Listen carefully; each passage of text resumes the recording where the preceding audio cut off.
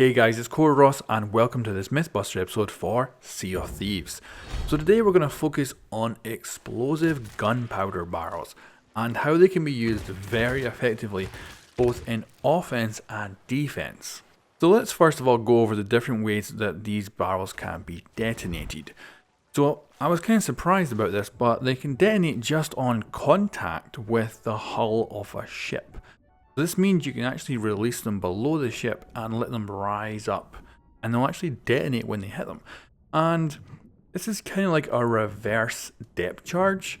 It's a little bit odd that it actually just detonates simply on contact, but it's extraordinarily powerful. And the reason this is so good is if a ship is following you, for instance, you can get into the water, release one of these perfectly under the surface so that it's slowly rising.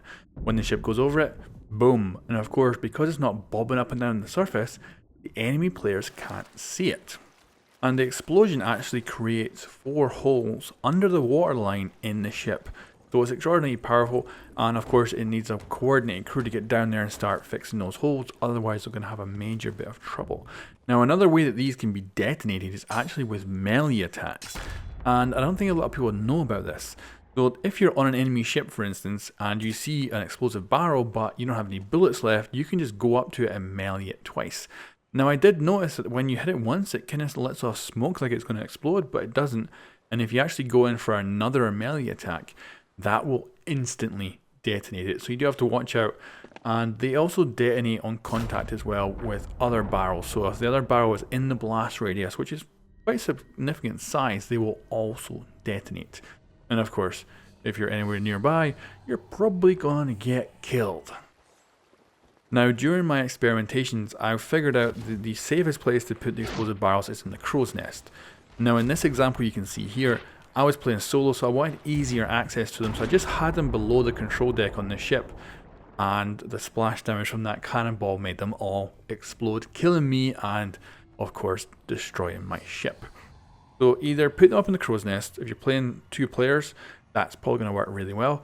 Or if you're solo, you can put them underneath the deck, and at least there's not going to be any cannonballs hitting inside the ship in order to make them detonate. But that means you definitely don't want any borders, otherwise you might end up with them detonating in your hull, which of course would not be good.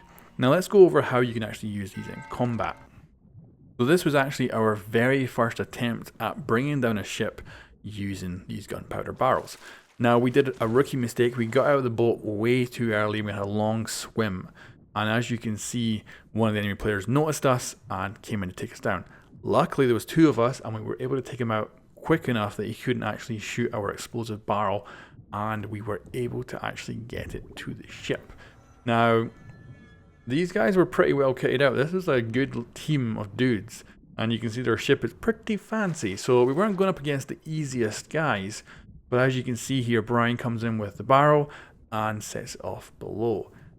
And of course, because he can just let it rise to the surface, he can actually swim away from the blast radius, and of course that creates a lot of damage to that ship. And you'll actually see how much water it's taken on already just from that single barrel explosion. And of course, we're now on the enemy ship. We're going to try and stop them from doing any repairs. And as you can see, it's going down quick. So it's an impressively good tactic to use. And I don't know if really the barrels might need a little bit of a nerf, because they are just extraordinarily good. And as you can see here, 1 barrel, and we have now 1 sunken ship. So that was surprisingly effective, I felt. And that was our very first time trying. Now that was the end of the free time that my friend had, so I decided to pop in and do some solo stuff and try out different tactics. So what we've got here is actually a stationary ship. It's actually anchored. The guy's on board, but I've managed to sneak up on the ship, dropped off my explosive payload in front of it, which means when he pulls up the anchor and he moves forward, it's going to explode. Of course, you've got to hide this really well if you want this to work. And thankfully this guy had already dropped off his chest, so he didn't have anything to worry about. And I had to unfortunately use him as a guinea pig, but you can see he's pulling up his anchor right now, and it will result in a nice big explosion as soon as he moves forward. He suddenly has 4 holes in his ship. Now I got really lucky. He actually turned to face me, and I was actually able to get on board. I was going to just take the mermaid back to my ship and watch from there, but nope, actually jump on board. He's already there. Actually managed to knock him off the ship, and of course his ship is sinking really, really fast right now. And as you can see, there's a considerable amount of water inside. So yeah, his ship is done. That was the first attempt trying this tactic out solo, and the great thing is my ship was relatively safe. I went past at a good speed. There's not much chance that he's actually going to catch me, and of course even if he gets a couple of shots off, I'm probably not going to have a sunken ship before I get back to it. I can probably get back and do any repairs if they manage to actually get off any rounds. That worked out surprisingly well and resulted in him sinking. But that was a guinea pig. That was the solo guy in a solo ship, you know, not that much of a challenge. So here we have proper ship, and I'm doing a lot of decent sailing here to make sure I do not get into their firing arcs, or at least not too close that they result in a good couple of hits. What I want is maybe to get hit once or twice. That will give me enough time to get back to the ship in order to do repairs. And of course I'm sinking this enemy ship solo here. And as you can see, managed to get out. I got a little bit too close to the barrel, but that is a lot of damage to that enemy vessel. And that resulted in a ship that, when I got back to my vessel, was having some severe trouble. So they were obviously a little bit heavy in the water over there, but they were probably doing repairs.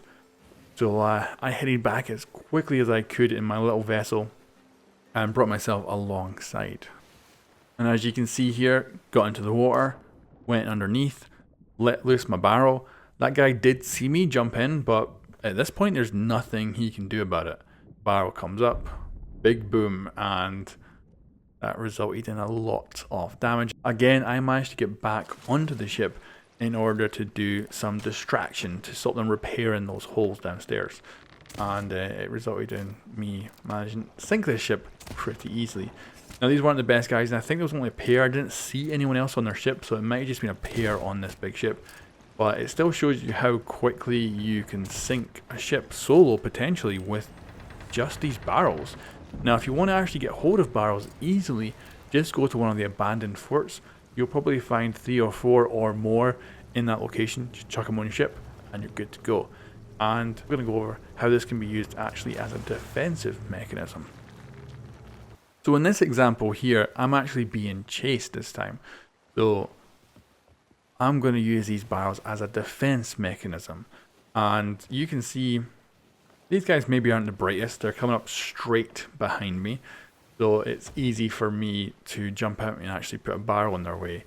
It would have been smarter if they were maybe going parallel to me. That way it would be very hard for me to just jump out and get in the water and actually use it as a proper tactic.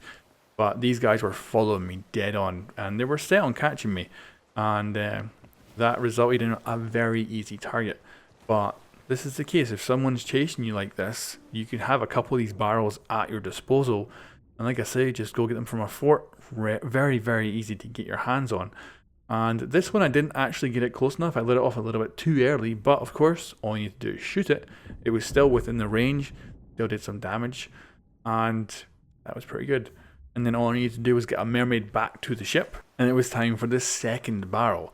So they were still following me, even after hitting them with that single barrel already. So got the next barrel ready and did the same again.